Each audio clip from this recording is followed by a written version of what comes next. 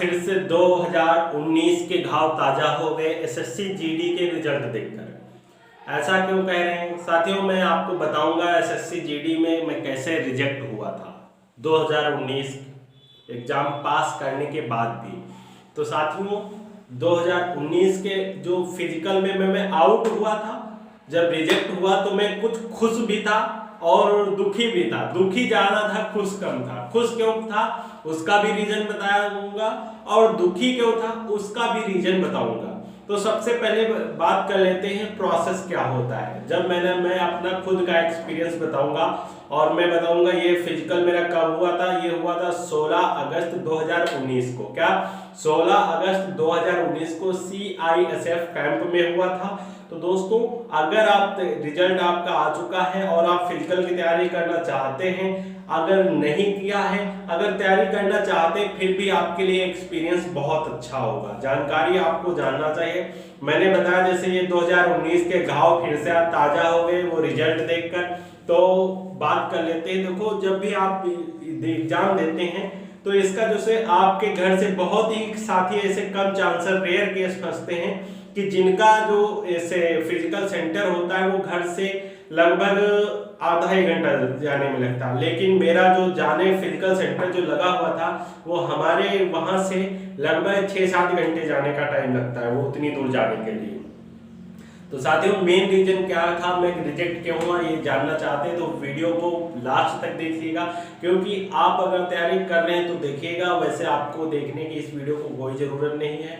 तो फिजिकल दोस्तों एग्जाम तो क्वालिफाई मैंने कर लिया, लेकिन फिजिकल क्यों नहीं निकला। मेरी हाइट भी थी, मैंने खुद एग्जाम दिया था। बहुत से स्टूडेंट ऐसे निकले थे उस समय पे जो किसी दूसरे स्टूडेंट की जगह पे फिजिकल दे रहे, एग्जाम किसी और ने दिया फिजिकल किसी और ने। ऐसा क्यों करते हैं लोग।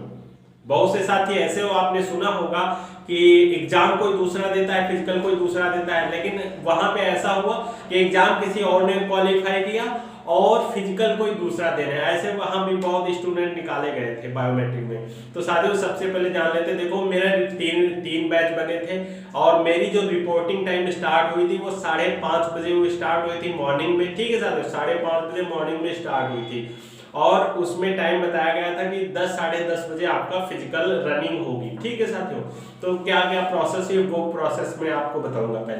पहले देखो मैं जब एंट्री किया तो मेरा एडमिट कार्ड और आधार कार्ड चेकिंग हुआ। उसके बाद क्या हुआ, जितने एक बैच में 3 टेबल बनाए गए थे, हर बैच में 90 स्टूडेंट थे। मेरी टीम में भी कह सकते हैं कि 90 स्टूडेंट थे। ठीक है साथियों 90 स्टूडेंट थे। तो जब तक एक साथ सभी का चेक नहीं हो जाता तब तक दूसरा प्रोसेस स्टार्ट नहीं करते थे। मतलब एक प्रोसेस होने के लिए लगभग 45 से 50 मिनट लग जाते थे ऑलमोस्ट की बात करें तो। लगभग 5:30 बजे से स्टार्ट हुआ, हर में लगभग 1 घंटा अगर लग गया बैठे प्रोसेस होने में तो 5 और 3-4 प्रोसेस हुए, 8-9 ऐसे ही बज गए, 9 बज गए। अब सोचो एक तो मैं 5 किलोमीटर 5-6 घंटे का पहले से सफर किया हूँ, फिर वहां पे आपको बैठा पता कैसे, जैसे आप लैट्रिन जाते हैं लैट्रिन में वैसे ही बैठना होता है। समझ लो जैसे आप बाहर जाते हैं तो वहां पे बैठे हो, हर मतलब जब तक प्रोसेस एक पूरा नहीं तब तक सबकी चेकिंग नहीं हो जाती है, तब तक कोई दूसरा प्रोसेस वहां स्टार्ट नहीं होता था। तो जब पहले आपका एडमिट कार्ड चेकिंग और आपका आधार कार्ड चेकिंग हो गया, आपको एंट्री मिल गई, आपको एक रो लाइन में बिठा दिया। फिर क्या हुआ मेरा, फिर मुझे क्या किया गया कि वहां पे जब दूसरा प्रोसेस स्टार्ट हुआ, दूसरा प्रोसेस क्या था, वहां पे देखो बायोमेट्रिक होता है। तो वो देखो प्रोसेस स्टार्ट हुआ। उसके बाद एक फॉर्म फिलअप के लिए दिया, फॉर्म फिल करना था।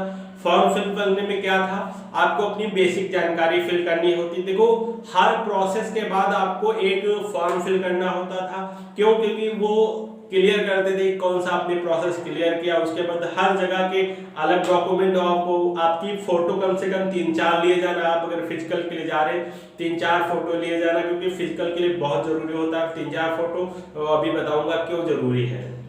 देखो 3-4 पेज का एक फॉर्म देते हैं, उसमें आपकी बेसिक जानकारी, डेटा आपके बारे में, आपके फैमिली के बारे में, कहाँ से आए हो, क्या बिलोंग करते हो, ये सारी जानकारी फिर आपको बिठा देंगे फॉर्म। फिर एक रूम में हर बार लगभग मैंने बताया 45 मिनट एक रूम में। उसके बाद आता है आपका फेस बायोमेट्रिक। बायोमेट्रिक में क्या होता है? बायोमेट्रिक में ये होता है आपका फेस में चेक किया जाएगा। आपको जैसे एक पहचान डालनी होती है आर्मी की, आपने भर्ती देखी होगी, उसमें भी यही होता है। और इसमें भी मतलब आर्मी में होता है, आपकी पहचान बहुत जरूरी होता है। हमने बताया कि किसी एग्जाम किसी और ने दिया, फिजिकल किसी और देने आए थे, तो बायोमेट्रिक में बहुत से स्टूडेंट ऐसे निकालेंगे। सबसे ज्यादा हमने वहां पे देखा कि लगभग 90 स्टूडेंट थे हमारी टीम के, और उसमें 11 या 12 स्टूडेंट शायद अप्रोक्सीमेट लगभग 11 से 12 स्टूडेंट को केवल फेस बायोमेट्रिक का फेस ही नहीं मैच किया, उसकी वजह से वो रिजेक्ट कर दिए गए। ठीक है साथियों, फिर उसके बाद ये सबका बायो हो गया।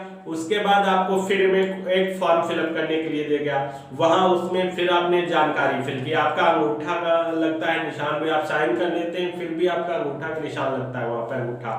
तो दोस्तों उसके बाद क्या होता है, जब फिर उसके बाद बोला कि वहाँ अधिकारी ने बताया, वो बताते रहते हैं कि बच्चे पता बैठे बैठे बोर हो जाते इतना, और कि पूछने लगते सर कितने बजे रनिंग स्टार्ट होगी। यही आप जाओगे तो आपको खुद पता चलेगा, एक्सपीरियंस हो जाएगा कि आपको कितनी परेशानी।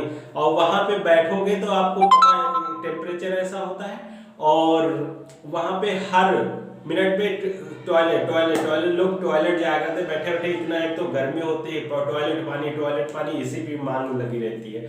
और जब भी आप जाओ फिजिकल के लिए बेहतर से बेहतर एनर्जेटिक प्रोडक्ट्स ले जाओ, खाओ पियो, तब जाको हम आराम मिलती है, क्योंकि इतनी गर्मी होती थी, टेम्परेचर बहुत हाई था उस टाइम पे।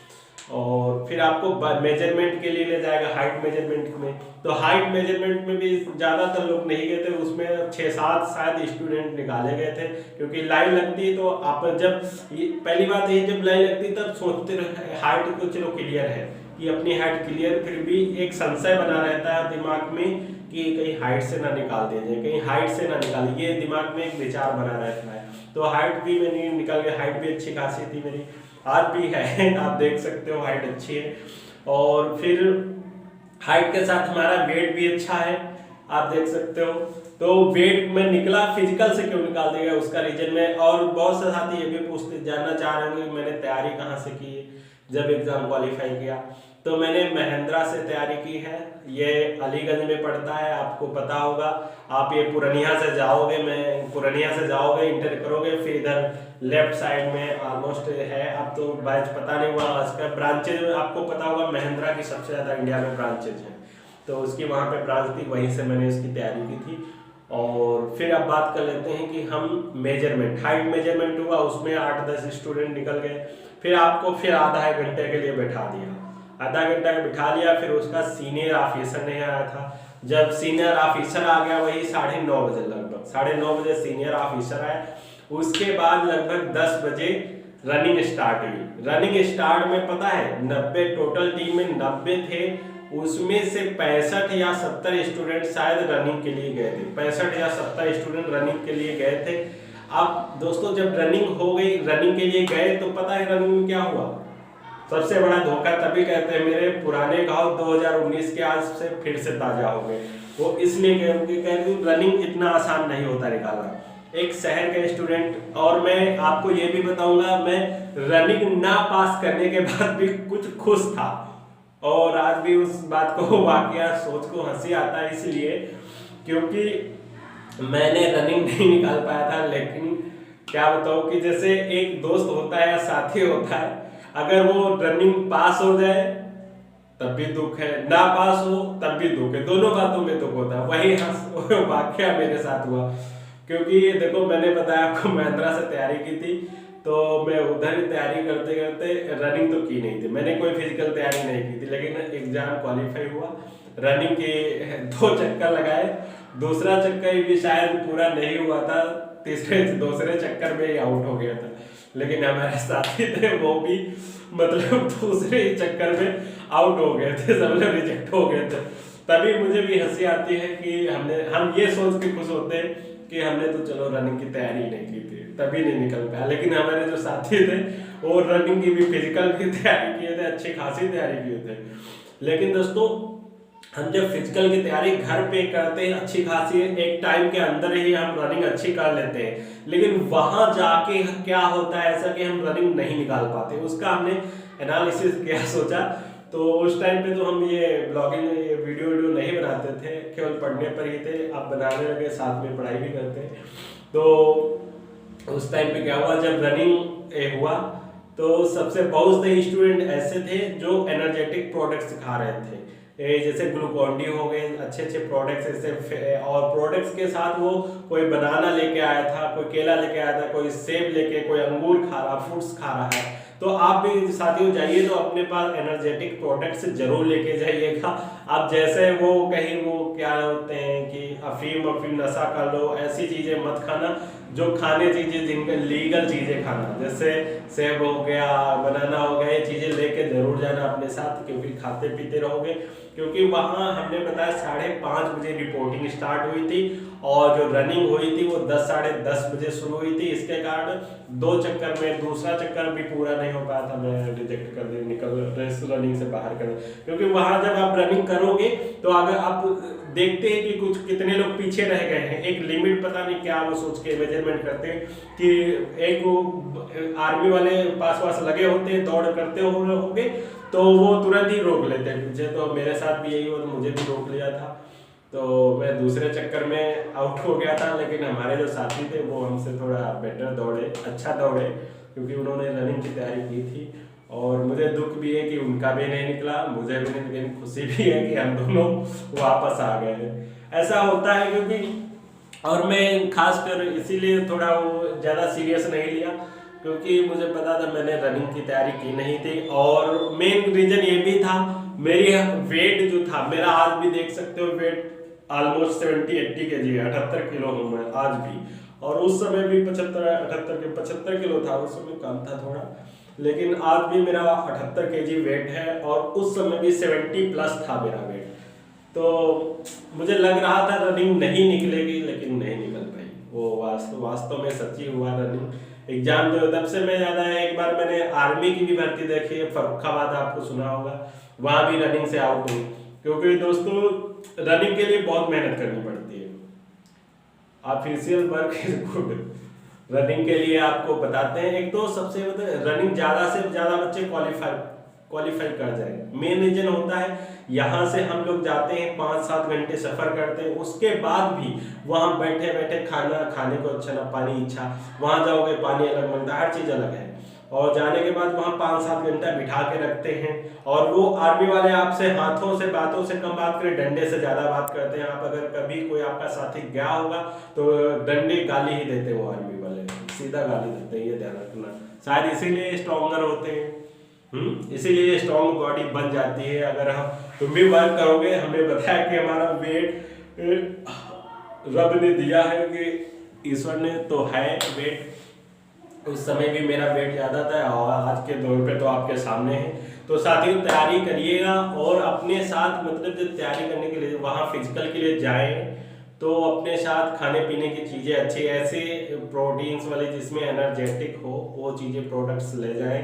बट ये नहीं लीगल चीज़ ही खाएं, चरस गांजा नशे में दौड़ लगाओ तो कभी नहीं दो, क्योंकि इतनी धूप होती थी, सच पूछो कि पसीने से ही तर रहोगे। और हालांकि पेड़ की छाया थी वहाँ पे बिठाया था तब भी। तो साथियों ये था मेरा एक्सपीरियंस।